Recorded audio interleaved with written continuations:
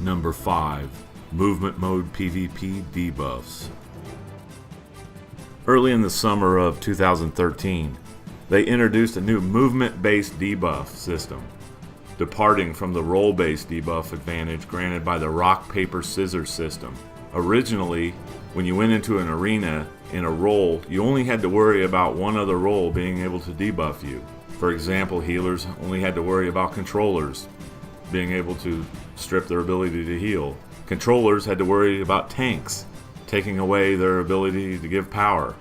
And tanks had to worry about healers removing their defense. Now, anyone in any role can debuff anybody else. It makes no sense. It was an unnecessary addition to the game. It just complicated PvP even more. They were trying to balance PvP, but they ended up just trying to ruin it, it seems. So this is definitely something I think the majority of the community agrees with me. Needs to be removed from PvP, and PvP needs to be simplified. DPS should not have the advantage in the arenas. Now when you queue up in the arenas, it seems like there's just more and more DPS with the ability to just throw debuffs on any kind of role, and it needs to be changed. Number 4. PvP map rotation.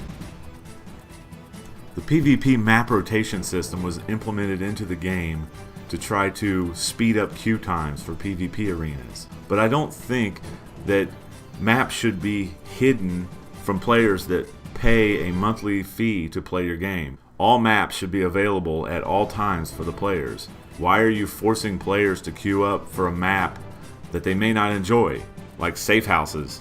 I've not heard of one person that likes the PvP map rotation. I could be wrong, but they need to fix it. They need to get it out of the game. Maybe to speed up queue times, just balance your PvP, maybe simplify it to make it more enjoyable for the entire community, and this would naturally speed up your queue system.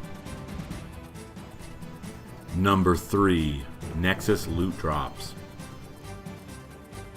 The outcry of the bad Nexus loot drops from the community were so loud that eventually the devs, toward the end of the year, altered the loot table. For the first 6 months of this raid, players had to suffer through terrible loot drops. It was almost essential to have 85 gear to even attempt the raid, and then the rewards of the raid were hardly any better than the 85 gear.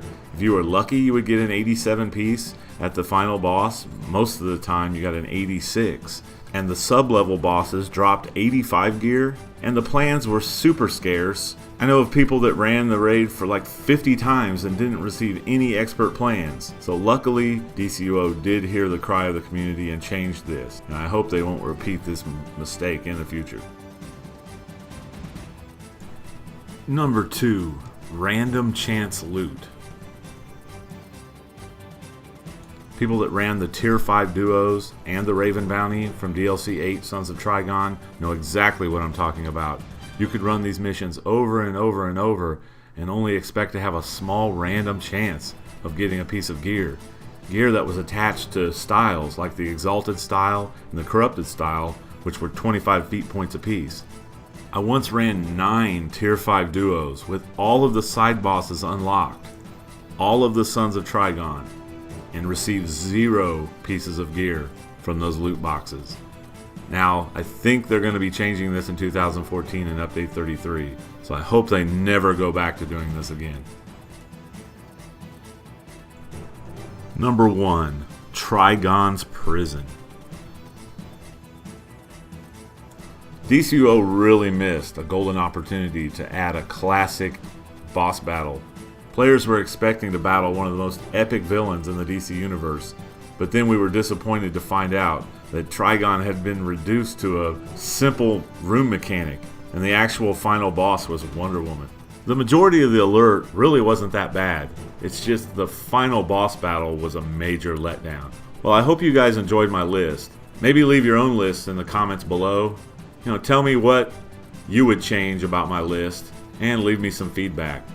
So until next time, guys, I hope everyone has a great 2014.